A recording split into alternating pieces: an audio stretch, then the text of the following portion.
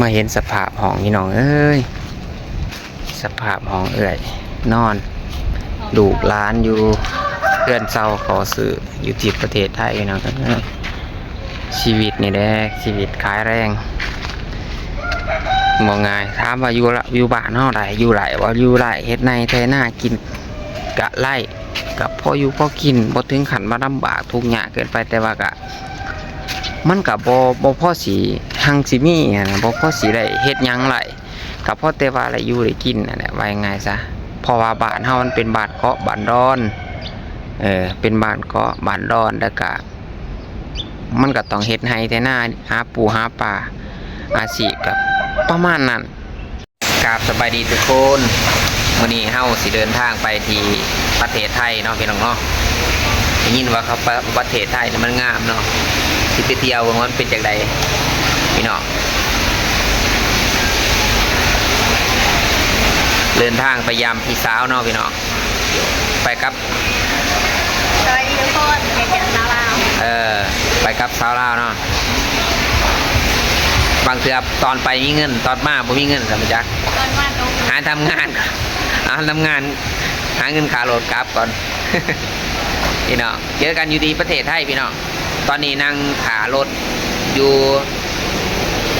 บขสเนาะพี่น้องอยู่ที่ประเทศลาวเนาะอยู่ที่รักแปดใต้เมืองปากเซ่แข็งจะปะซักพี่น้องตอนนี้กำลังนั่งขารถเนาะเดี๋ยวเขาสิซื้อพี่แล้วก็จะเดินทางไปที่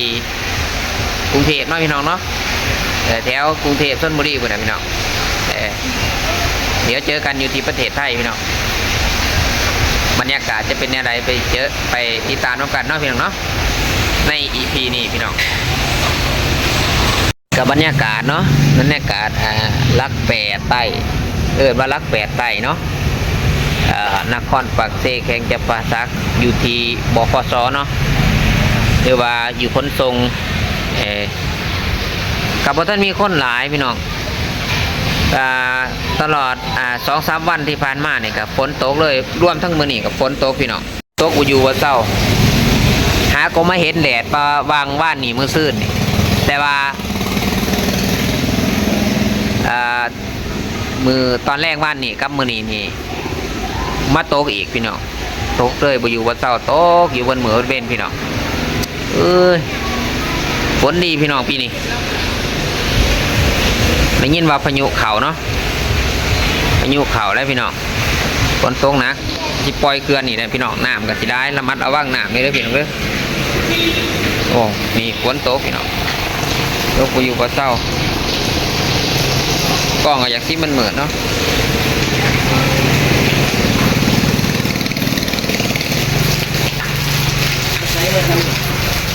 จีไปกรุงเทพ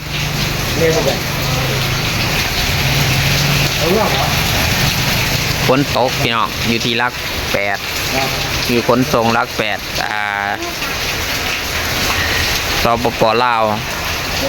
ปากเซ่ลาวใส่พี่น้องฝนตกนักดิ้นอยู่วัดมือพี่น้องตกอยู่วัดมือเลยพี่น้องเลย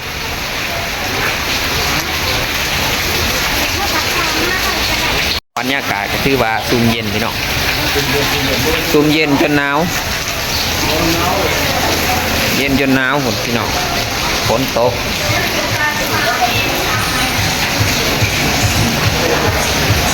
ฝนตกนะพี่น้อง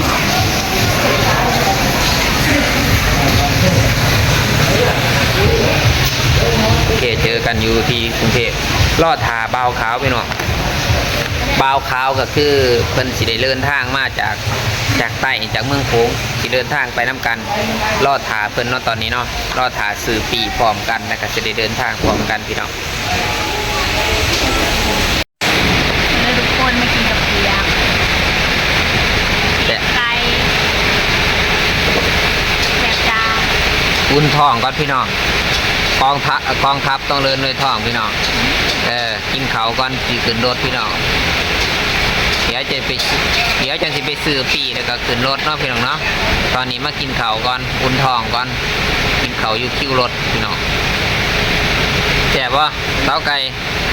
กูสาวเล่าไต่ว่าแซ่บว่า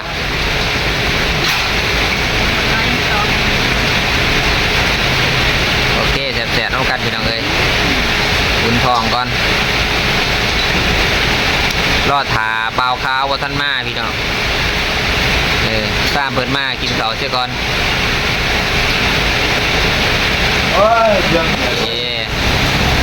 เฮาสั่งเป็นกะเพราหมูสับไข่ลาวส่วนสาวไก่สาวลาวไต่ข้าวเปียกไก่พี่น้องเบิ่งเมนูผัดกะเพราน้ำกันพี่น้องว่าสิเป็นตาแซ่บบ่พี่น้อง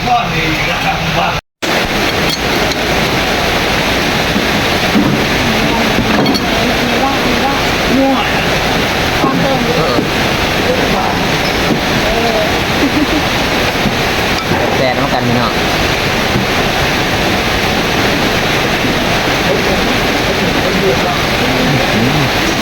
ข้าวเปียก กินได้ที่บ้านปุ๊บโอ้เอาที่บ้าน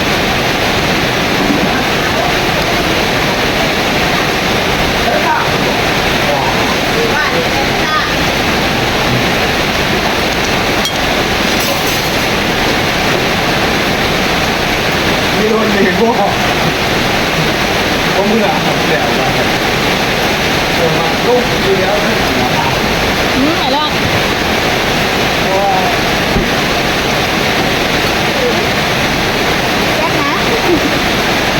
บ้าง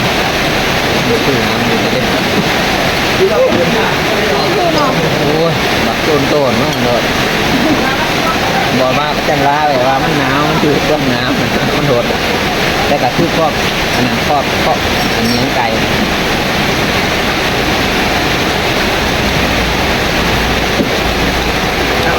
พูดจริงเลย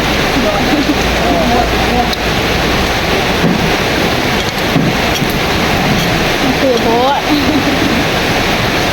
เนาะ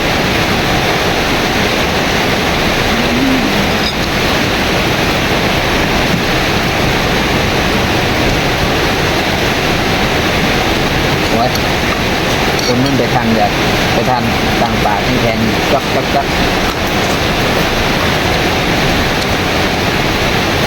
บัวไปบัวไปคนโตก็นอน กำลังนอนแก่แม่ตอนนี้ก็เลยตื่นแล้วกินเบิร์ดแต่ไม่รอดอิ่มเลยกินได้อย่างเจ็บของไม่โดน ยิ้มอยู่นะเจ้าของอ่ะกินรถคุณน่าอย่าไปกินของแบบว่ามันเด็ดเจ้าของเด็ดเลยอย่าไปกินหมกกรอบผสม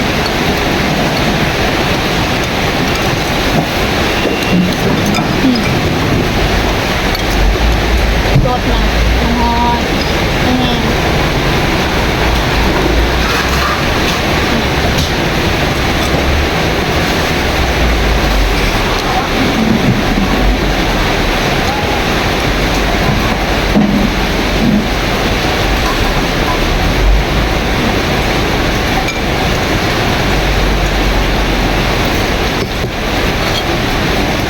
เดี๋ยวกันไปเนาะ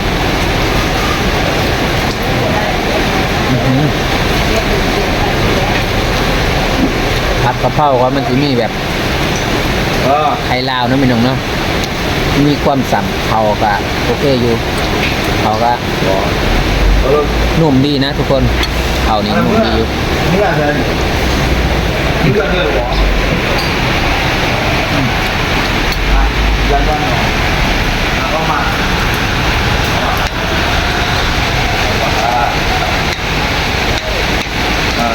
มีประจังพันอย่างประจัง จะมีนะน้องแสนบอก ตาบ่เห็นยัง มองไปบอกว่าอยู่ มาอ่านป้ายรถยังบ่เห็นหู ตอนนี้เขาก็กินเขาวแล้วเขาก็มานั่งถาเบาเขามาแต่บ้านเนาะแล้วก็เขาจะไปซื้อปีน้ำกัดเนาะซื้อปีขี่รถคันเดียวกันกับลาวเนาะเพื่อเดินทางเข้าสู่ประเทศไทยเนาะไปเที่ยวว่าประเทศไทยสิงามทำไรเพิ่นว่าประเทศไทยนี่เป็นตาเที่ยวหลายผู้คนก็ใจดี เป็นมิตรเนาะบ้านพี่เมืองนอกแล้วก็เป็นประเทศที่ว่าเจริญเนาะพี่น้องเนาะคนก็อาทานยาไซดีแล้วก็ประเทศที่งามเนาะพี่น้องเนาะไปเที่ยวเบิ่งเนาะพี่น้องว่าสิเจริญสำใดพี่น้องโคตรรถออกมาแล้วรถมาขาแล้วเนาะปากเซอุบลพี่น้องรถปากเซอุบลตอนนี้เขากำลังสิขึ้นรถเนาะพี่น้องเนาะกำลังสิขึ้นรถไปลงบขสอยู่อุบลเนาะแล้วก็ติดต่อรถไปที่ชลบุรีหรือว่ากรุงเทพอีกเนาะพี่น้องเนาะรถเพิ่นมาแล้วพี่น้องรถเพิ่นมาแล้วพี่น้องตอนนี้รถเพิ่นมาแล้วเนาะรถอุบล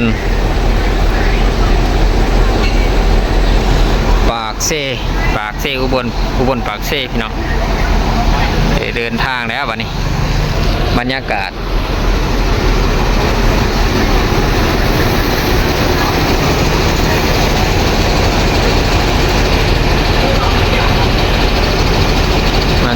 ก่อนที่ขึ้นรถตอนนี้ก็ถือว่าขึ้นรถแล้วพี่น้องครับสาวลาวใต้พี่น้องน้องสาวเอาไปนั่งพี่น้องยายคนอยู่คนเดียวน้องโสดด้วยพี่น้องโสดว่าสาวลาวใต้โสดจ้าโสดเนาะโสดมาคนสายเปย์เนาะโอ้กุศลหายเลยเนี่ยมึงโอเคมื้อนี้ก็เจอกันอยู่ที่พุ่นนะอุบลพี่น้องเจอกันอยู่ที่พัทยาว่ะนี่ถึงลานซ่องมิกแล้วล่ะครับทุกคนถึงลานซ่องมิกแล้วนะครับทุกคนเราจำบัตรเป็นที่เรียบร้อยแล้วนะครับ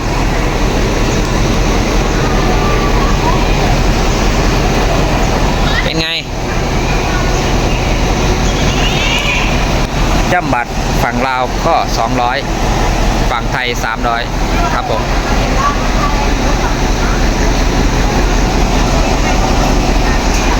ไปกับสาวลาวใต้สาวไก่แก้วลาวใต้ถ้าเบ้าข้าวมากก็ได้หอดแล้วอุบลพี่น้องอุบลราชธานีปมแลนระวางไทยลาวพี่น้องลานมิตรภาพไทยลาว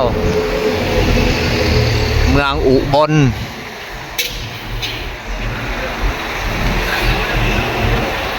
สบายดีทุกคนแต่ตอนนี้เฮาก็ได้เดินทางจากลานซองมิกเนาะแต่เฮาสิมุ่งหน้าไปที่บขสที่อุบลราชธานีเนาะอยู่ในตัวเมืองเพื่อสิต่อรถอีกส่วนไปยังชลบุรีเนาะพี่น้องเนาะมาสิต่อรถไปอีกชลบุรีตอนนี้อยู่ในระหว่างทางการออกจากซองมิกเนาะเพื่อมุ่งหน้าไปที่ตัวเมืองอุบลเนาะรถที่จะเทียบท่าบขสอุบลราชธานีอีกเทีนึงเนาะหลังจากนั้นเขาก็สิได้ต่อรถเนาะเพื่อไปลงชลบุรีอีกเทีนึงเนาะคันมีรถสายนี้เนาะถ้าว่ามีเขาสิได้ขี่รถอุบลกรุงเทพพี่น้อง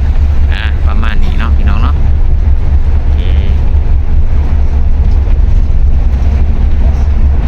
บรรยากาศคึมเบิดมือพี่น้องบ่ว่าแต่ฟังลาวฟังไทยก็คือกันเนาะฝนตกดีพี่น้องช่วงนี้ฝนตกพายุเข้าเนาะพี่น้องเนาะโอเคไปเบิ่งบรรยากาศนำกันเนาะว่าในตัวเมืองอุบลสิเป็นอะไรพี่น้องในตัวเมืองอุบลสิตกคือกันบ่เนาะแล้วทุกคนอุบลราชธานีแล้วบขสอุบลแล้ว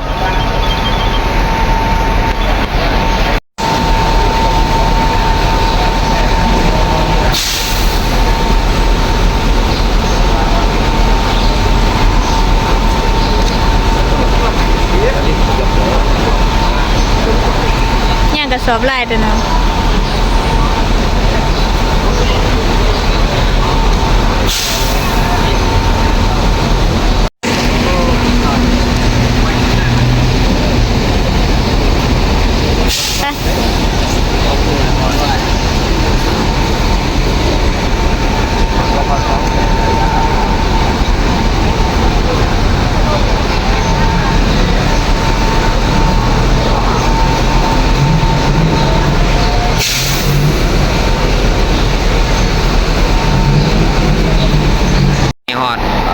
คสอุบลเนาะหอดอุบลราชธานีแล้วหอดแล้วบรรยากาศพอดีเวลา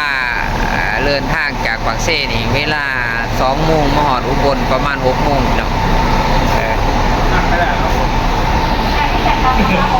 ตอนนี้พวกเข้าไปกินข้าวเนาะหลังจากกินข้าวแล้วกะแมนกลับมานั่งขารถออก1 ทุ่มพี่น้องรถจะออก1 ทุ่มรถจะออก1 ทุ่มตอนนี้นี่ หัวแน่ทั้งแนวมันขึ้นน้ำท่า ไล่ประมาณ7 โมง 2 นาทีพี่น้องหอด7 โมง 2 นาทีแล้ว แล้วมันเหมือนไม่ได้มั่งห้านองเลย 7 โมง 2 นาทีแล้ว เสียยาเสียยังแน่เลยแบบเมียนไม่ นั่งขารถเนาะ ของร้ายยางให้มันแผ่นกระดาษ ขี่รถนครไซแอร์บริษัทนครไซแอร์ยิ่งตรงเลยพี่น้องหอดชลบุรีพี่น้องเอ้ยนั่งอยู่ เห็นแค่งานมัน บกสเนาะนั่งรถ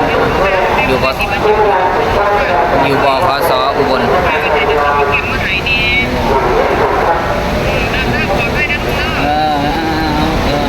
โอเคอย่าง เจอกันอยู่ที่ชลบุรีพี่น้องเจอกันอยู่ชลบุรีเด้ออดีพี่น้องตอนนี้รถกำลังมาเนาะพี่น้องเนาะ8 โมงตรงแล้วรถกำลังเข้ามาพี่น้อง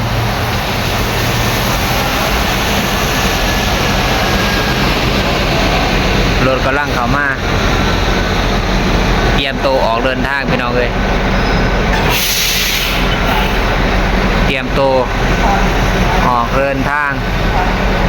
รถมาฮอดแล้วพี่น้องและตอนนี้เขาขึ้นทั้งรถเลยเนาะพี่น้องเขาค่ายกเครื่องไม่ได้บริไทยเบิ่งครับพี่น้องเขาค่ายกเครื่องถึงชลบุรีแล้วนะครับทุกคนถึงชลบุรีแล้วนะครับทุกคน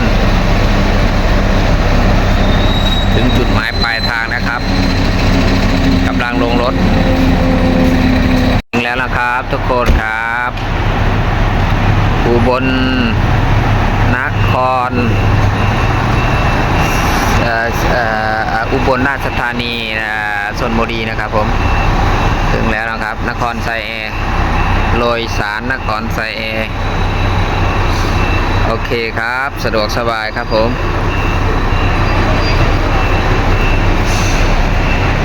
บรรยากาศโอเคครับ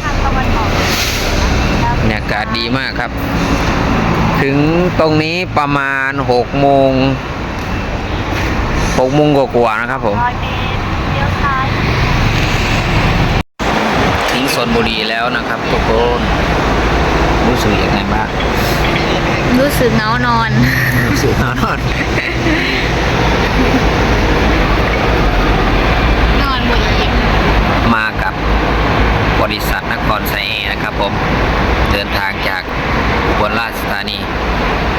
มาถึงตรงนี้ก็ประมาณ6 โมงกว่าๆนะครับผม โอ้ฝนตกอีกแล้ว ขึ้นรถตี 1 8 โมงบ้านเฮาเลยพี่น้องเดินมา8 โมงบ้านเฮามาฮอดชลบุรีนี่ประมาณ6 โมงกว่าๆเนาะมาฮอดชลบุรีประมาณ6 โมงกว่าๆนอนอย่างเดียว บ่ได้เบิ่งชมวิวอหยังบ่ได้มีหยังให้เบิ่งเพราะมันเป็นกลางคืนเนาะนอนอย่างเดียวอันนี้แฮงนอนโคตรงง มันหนาว น้าแฮงวะ หนาวเอง คอยดี เวลาก็นุ่งเสื้อแค่ยาวเขายังหนาว ย้อนว่าบ่มีเสียงยาวเนาะสมค่าสัตว์เจอบางทีจ้ะโอเคเจอกันอยู่ที่ห้องเนาะพี่น้องเนาะจะได้เห็นหน้าเอื่อยแล้วบัดนี้นะลูกหลานมารับแล้วนะครับผมรถมารับแล้ว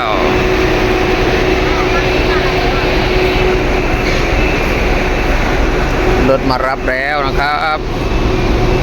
รถมารับแล้วจะได้ถึงห้องแล้วถึงบ้านแล้วผมมา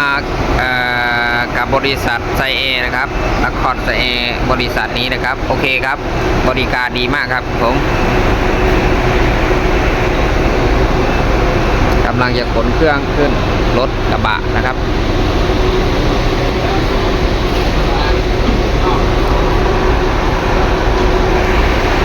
โอเคครับเจอกันอยู่ที่ห้องนะครับพี่สาวแล้วก็หลาน เครื่องขึ้นรถก่อนครับ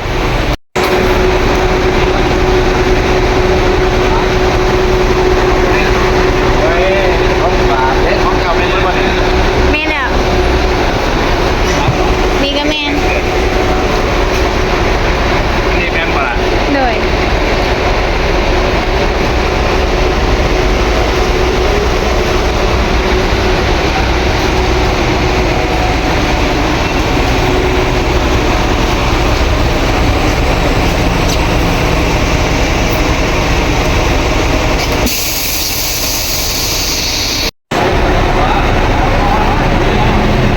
ไม่เป็นไรหรอกใกล้หัวใจ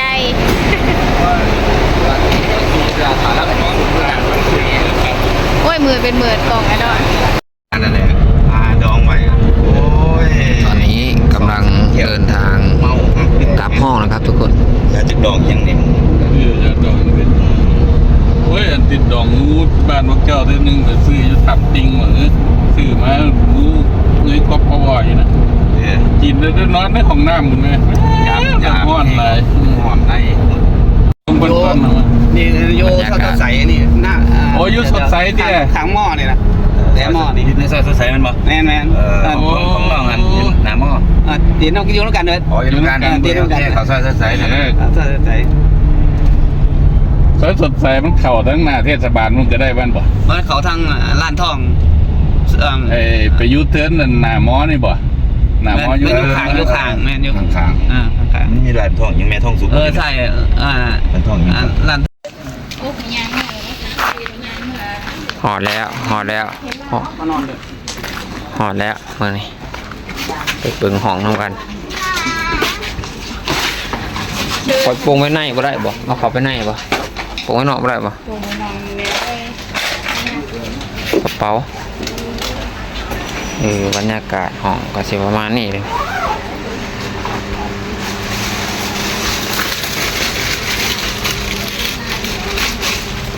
ห้องเดือนหนึ่งเท่าไหร่นะบ่ครับห้องนี้นะไปบ้านเลยกินไว้นี่ก็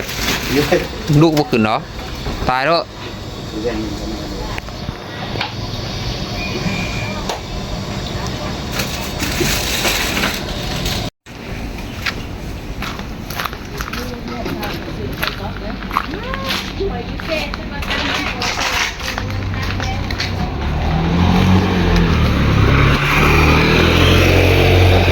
โอ้นี่เนาะพี่น้องเนาะบรรยากาศซอยอันนั้นเป็นอันนี้เป็นคอนโดอันนั้นเป็นมหาไดประมาณนี้พี่น้องห้องพักห้องเช่า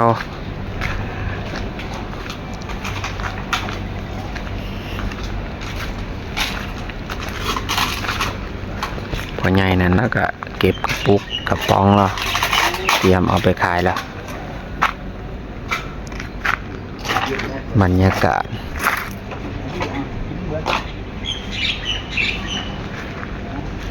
หอดแล้วพี่น้องเอ้ยประเทศไทยชลบุรีเฮาและชลบุรีเฮาพี่น้อง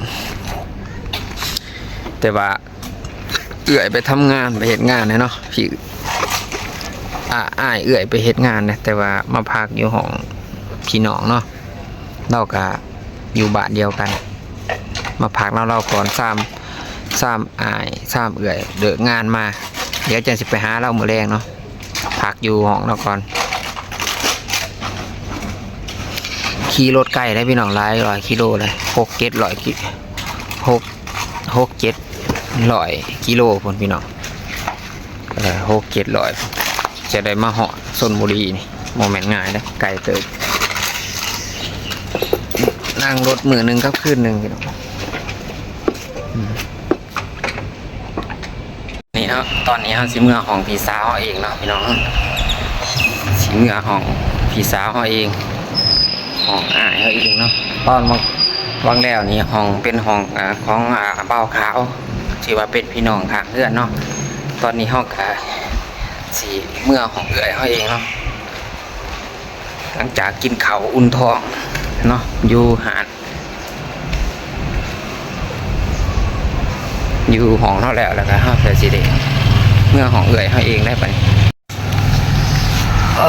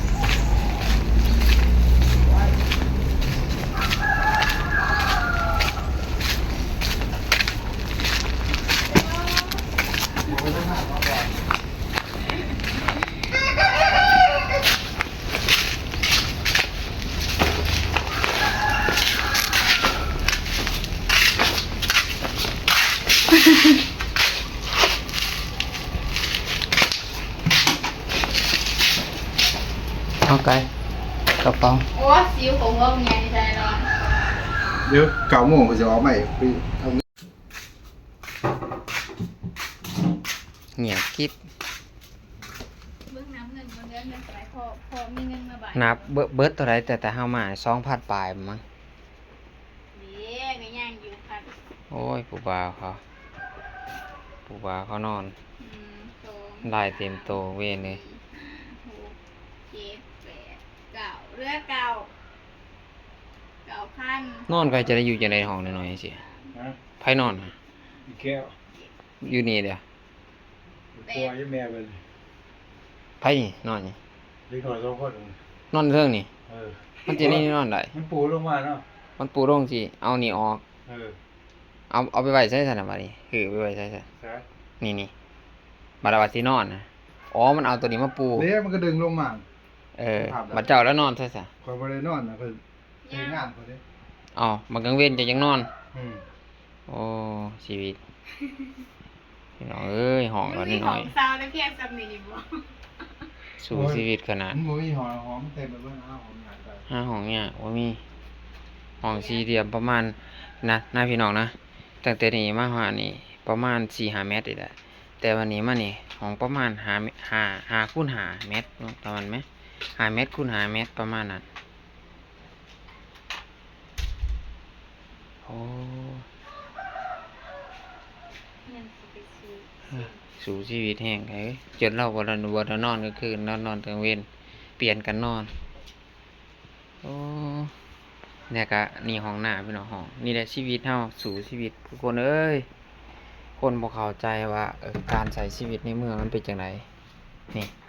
ห้องน้ำน้อยๆสิน้ำในไฟฟืนถ้าเราโหดจ้ามจะได้เฮือนได้ซ่านได้เงินได้ค่ำเลี้ยงเกลือเพื่อมามลูกเต่าบ่แม่นง่ายเด้อ เอากระเป๋าเดี๋ยวเขามาดีเนาะ บางทีเฮามาเห็นสภาพห้องให้จะได้ดูร้านอยู่ไกลเอ้ยเป็นจังไดรู้สึกจังได รู้สึก เราบ่ได้นอนแล้วกลางคืนเราก็ไปเฮ็ดเวียกกลางเว้นแม่จังมาหมู่หัวนอนจังไดนอนบ่ได้นอนมาจักกลางเว้นก็ไปเฮ็ดเวียกอีกในนอนแต่กลางเพตอนเพลแล้วอาจจะนอนมื้อนี้เฮามาเราจะได้สิได้นอนหรือบ่เด้กิน นอนคือกันกลางเว้นก็คือนึงก็ไปย่าม กลางเว้นเราก็วิ่งอยู่นี่ดิมันสิได้นอนอยู่ซั่นโอ้ไว้ลูกเต่า ตัวนี้เอาออกไปสิซิมเอา ชีวิต เอา เรื่องของเต็มเฮ็ดจะได้เฮาสินอนมื้อแลง นอนนี่เหลือแม่ก็ยังมีเลย อันนี้เขาจะไปซื้อซิมพี่น้องซื้อซิมไทยเนาะอ๋อท่านมีซิมใส่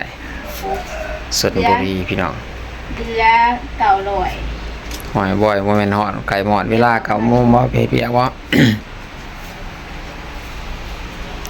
หอดห้องหอดทีได้มั้ย ว่าเขาเตียวมันมีเงินไปหาอะไรแต่ตัวมาหา จะหับแต่ก็เราจักจะมาหับจะเราจะกลับไปก็สิถ่ายไป สองขันน่าสิให้อันว่าละมาดีแล้วก็สิให้ถ้วยคอนี่มาหามาราคาประมาณจะโกง บรรยากาศพี่น้องเอ้ยมาเห็นสภาพห้องพี่น้องเอ้ยสภาพห้องเอื่อยนอนดูกร้านอยู่เพื่อนเศร้าขอซื้ออยู่ที่ประเทศไทยพี่น้องเอ้ย ชีวิตนี่แหละชีวิตขายแรงบ่ง่ายถามว่าอยู่บ้านเฮาได้อยู่ไหลว่าอยู่ไหลเฮ็ดในไถนากินกะไล่กับพ่ออยู่พ่อกินบ่ถึงขั้นว่าลำบากทุกข์ยากเกินไปแต่ว่าก็มันก็บ่พอสิหังสิมีนะบ่พอสิได้เฮ็ดหยังไหลก็พอแต่ว่าได้อยู่ได้กินนั่นแหละว่ายังไงซะเพราะว่าบ้านเฮามันเป็นบ้านเกาะบ้านดอนเป็นบ้านเกาะบ้านดอนแล้วก็มันก็ต้องเฮ็ดไร่ไถนาหาปูหาปลาอาชีพกับประมาณนั้นให้ทุกข์จนก็บ่แต่ว่าบ่อึดอยู่อึดกินเพียงแต่ว่ามันบ่รวยซื่อบ่พอสิเฮ็ดหยังเกิดเงยเพราะแต่ซ้ำกินว่ายังไงซะเพราะฉะนั้นแหละก็เลยว่าเลือกวิธีว่ามาหาเงินอยู่พี่ก็พอได้เก็บได้กำแน่จำนวนนึงฝากไปให้ที่บ้านพอได้ว่าต่อเติมเพื่อนซ่านพอได้ว่าค่าน้ำค่าไฟเพราะว่าภาระหลายนะพี่น้องมาเห็นสภาพห้องที่ว่าลูกร้านนอนเนี่ยห้องขนาด5 เมตรคูณ5 เมตรหัวจุ่มใส่กันนอนพี่น้องชีวิตโมเมนต์ง่ายเลยพี่น้องได้มาเบิ่งสภาพเลยนี่ห้องน้อยๆห้องน้อย ไหนก็ของให้ ๆห้องน้อยๆจากว่ามาเห็นแต่สภาพแล้วก็อีโตนอีโตนลูกหลานก็จะสู่ชีวิตโอ้พี่น้องเลย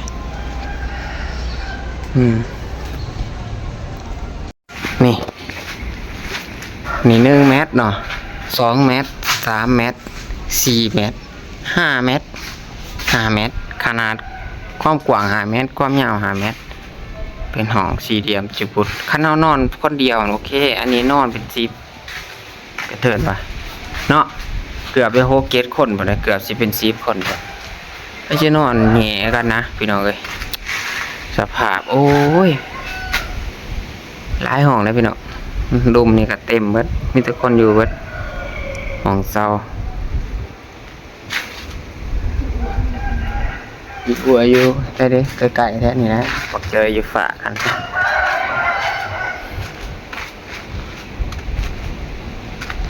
ฟังนั่นก็เดียงเป็ดเดียงไก่เนาะรถคลายแต่ครับแปลงรถป่ะไก่พักบัวละผ้าก็มีพักบัวละผ้าบักเขือก็มีนี่บักเขือนี่ไก่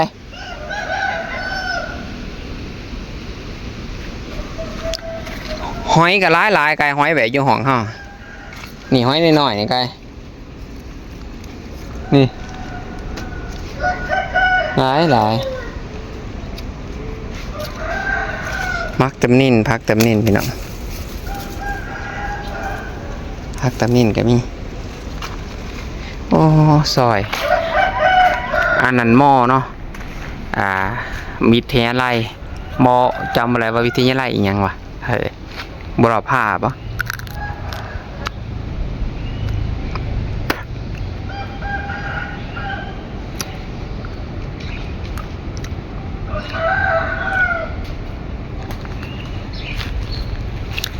บรรยากาศอันนี้พักกะเหล่าก็มีเลยพักกะเหล่าแบบบ้านเฮา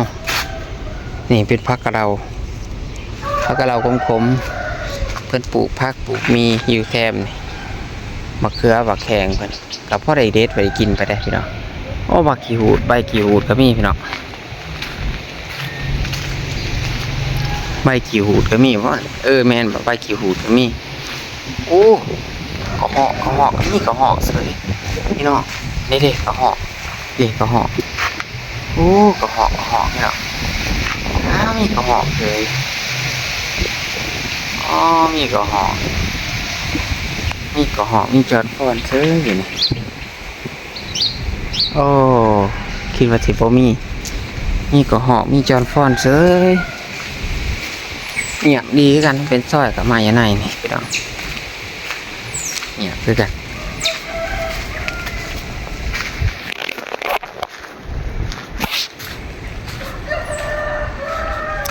เดี๋ยวถ่ายเอื่อยมาเดี๋ยวเราจะถ่ายต่อเนาะว่าเอื่อยเลิกงานมาเป็นจังไงตอนนี้สิอาบน้ำอาบในพักผ่อนก่อนเอื่อยมาเนาะพี่น้องเนาะ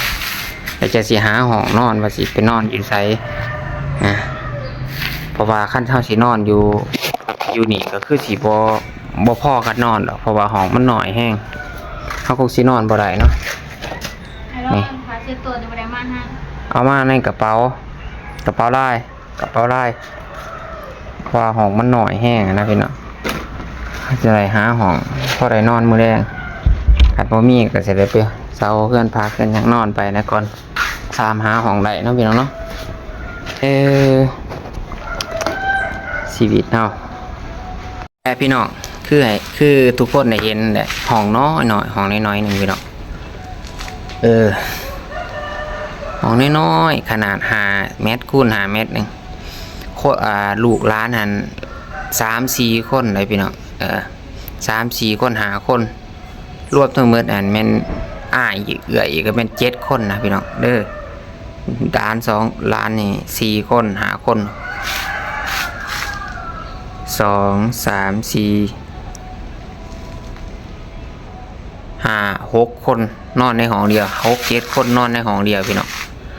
โอ้ยจะเพิ่งเกิดคนบักหลายคนแต่ว่านอนอยู่ในห้องเดียวกันขนาด5 เมตรคูณ5 เมตรจะคิดว่ามันแหน่มันญาติกันสำใดพี่น้องเนี่ยชีวิตสู่ชีวิตเพื่อครอบครัวพี่น้องจากแลนไกลมาสู่งานสู่ชีวิตอยู่เมืองกรุงพี่น้องห้องน้อยๆนึงอยู่กันบักหลายๆคนห้องแค่เพียงนี้มานี่ห้องน้อยๆโอ้ยสู่ชีวิตเห็นแล้วก็ตื่นตันพี่น้องน้ำตาสิไหลซ้ำมาเห็นสภาพแล้วสิพักพรก่อนอาบน้ำอาบในก่อนเนาะพี่น้องเนาะก็พากันกินเฟอพี่น้องเลยบ่ได้ถ่ายตอนกินซ้ำพี่น้องเพราะว่าค่าเฮ็ดเบียดแน่น้อยหนึงมันก็เลยโทรศัพท์บ่ว่าง พอหมาด้วยค่ะเขากลัวผีของเขาพ่ออด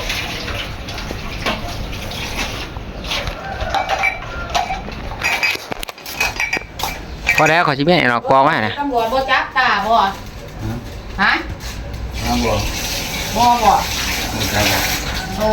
ไปซื้อเท่าไหร่นี่ เพื่อจับเสือ แม่นบ่ไปซื้อเท่าไหร่นี่ โอ้สุดเก่าเงิน เงินนึงบ่ถ้าจะเอาอยู่ของบ่หาบ่หารเอา กินข้าวแล้วเลยพี่น้องกินก๋วยเตี๋ยวกินเฟอเอื่อยอายเฮ็ดให้กิน